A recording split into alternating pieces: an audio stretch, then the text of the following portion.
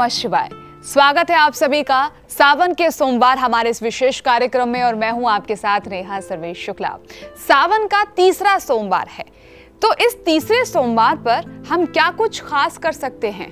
क्या कुछ विशेष ऐसा हमें अपनी पूजन सामग्री में विशेष वो चीज रखनी है ताकि भगवान शिव हम पर कृपा करें, जीवन में घर में खुशहाली आए, सुख आए और समृद्धि आए। आइए ये पूरी विधि, वो विशेष मंत्र कौन सा होगा, हमारे साथ ये पूरी जानकारी देने के लिए मौजूद हैं शिव भक्त स्वामी अरविंद जी। स्वामी जी जय भोले। जय भोले बेटा, जय भोले। इस कार्यक्रम की शुरुआत हम पवित्र मंत्र के साथ करेंगे, फिर उसके बाद इस कार्यक्रम को आगे बढ़ाएंगे। वंदे देवोमापतिं सुरगुरुं, वंदे जगत्कारणं, वंदे पन्नगभूषणं मृगधरं, वंदे पशूनां पतिं, वंदे सूर्यशशांक वैननं, वंदे मुकुन्दप्रियं, वंदे भक्तजनाश्च वरदं, वंदे शिवं शंकरम्। ओम नमः शिवाय। हरि ओम नमः शिवाय।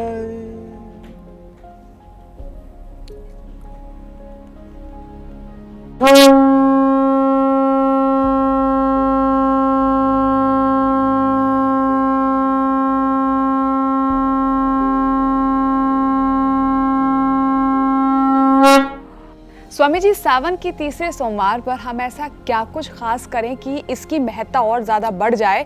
क्योंकि विशेष तौर पर हम भगवान शिव को जो सामग्री अर्पित करते हैं, हालांकि आप हमें लगातार बता रहे हैं कि कौन कौन सी विशेष सामग्रियां हमें पूजन अर्चन में रखनी चाहिए, उनके साथ साथ आज हम क्या कुछ विशेष कर सकते हैं? बहुत बढ़िया बेटा, आपने बात पूछी। आज के दिन अक्सर मैं देखता हूँ लोग इक्षु रस समर्पित करते हैं। इक्षु रस बोलते हैं गन्ने के रस को जी। जो आज तीसरा सोमवार है, अगर आपने आज अनार का रस आपने समर्पित किया परमपिता परमात्मा के शिवलिंग पर, तो आप अगर किसी कष्ट से जूझ रहे हैं, खास तौर से किसी बीमारी से जूझ रहे हैं, तो निश्चित रूप से आपकी वो बीमारी कट जाएगी। लेकिन मैं एक बात कहना चाहता हूं, भाव उसमें अवश्य है। कहते हैं गूंगे की भाषा गूंगे की मां जानती है। तो अगर आपका भाव ऐसा है, हे परमपिता परमात्मा, आज मैं अनार का रस समर्पित करता हूं, दूध दही शहद घी बूरा के बाद करना है आपने ये कार्य। एक कार्य मैंने आपको ये बताया तीसरे सोमवार पे अनार के रस का। आज आपके चैनल के द्वारा पहली बार पता लगेगा कि जो तरबूज का रस है, तरबूज का जो ऊपर से कलर होता है वो हरा होता है बेटा जी।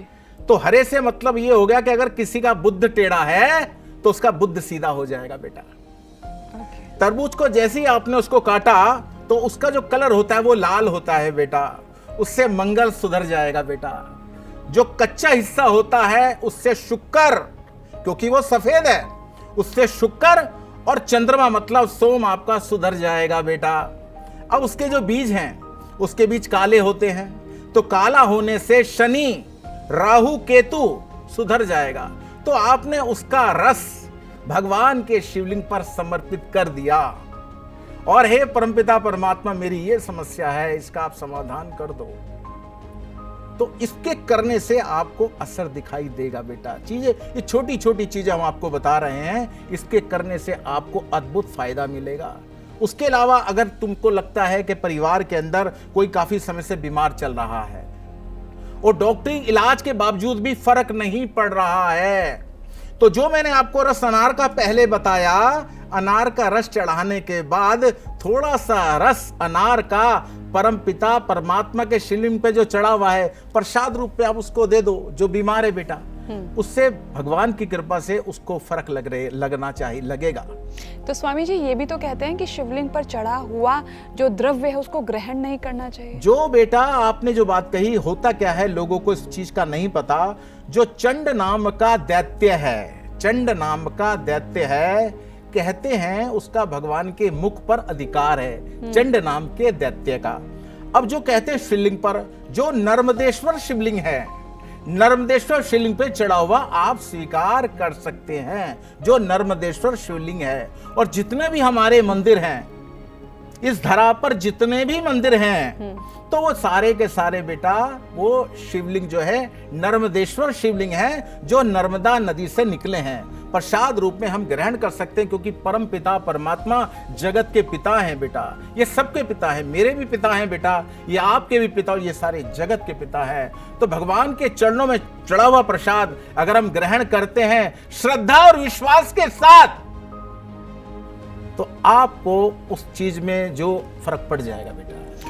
अच्छा, इसके अलावा स्वामी जी मंत्र, क्योंकि जब हम कोई चीज़ अर्पित करते हैं प्रभु को तो मन में एक धारणा होती है, मन में एक विश्वास होता है कि अगर किसी मंत्र के साथ हम करेंगे तो उसका फल ज्यादा मिलता है, वो तेजी के साथ मिलता है। तो मंत्र कौन सा होगा? तो मंत्र मैं आपको 5-7 बताता हूं बेटा। मंत्र तो बहुत हैं, जैसे ओम अम्बरेशाय नमः, लिख लीजिए, ओम अम्बरेशाय नमः, ओम आदिकराय नमः, ओम अविनाशाय नमः, ओम अनंताय नमः, ओम अमृतेशाय नमः, ओम अघोराय नमः, ओम अजाय नमः, ओम ओगद्धाय नमः, ओम अनघाय नमः, ओम गौरी शंकराय नमः। इसमें से एक मंत्र भी आप अगर करते हैं लगातार, कहते हैं करत करत अभ्यास के जड़मति हो तो सुजान, और रसरियावत जात ते सिल पर पड़त निशान।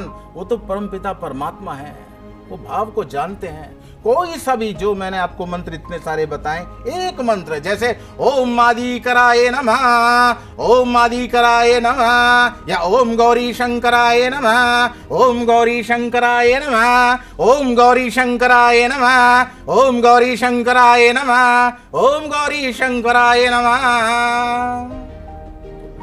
इनमें से कोई भी मंत्र आप ले सकते हैं, कोई भी कर सकते हैं। अच्छा, एक बात मुझे और बताइए स्वामी जी कि बहुत से ऐसे लोग हैं जो जैसे आप हैं, जो ज्ञानी हैं, जिनको पता है, जिन्होंने वेद और पुराणों को भी पढ़ा हुआ है, शास्त्रों को पढ़ा हुआ है, लेकिन हम जैसे जो लोग होते हैं उनके मन में कहीं ना कहीं ये प्रश्न जरूर उठता है कि आखिर महादेव को पसंद क्या है? वाह, बहुत बढ़िया बेटी आपने बात कही। आपकी इस बात करने से मेरा मन बहुत ज्यादा प्रफुल्लित, खुश हो गया। परम पिता परमात्मा, ध्यान से समझना मेरी बात को, बहुत आनंद आएगा आपको भी। भगवान शिव मंदिर में भी बैठते हैं और इस रूप में शमशान में भी बैठते। एक मंत्र है, शमशाने स्वाकिड़ा समरहर पिशाचा सहचरा, चिता भस्मालेपम सिरोटी परिकरा।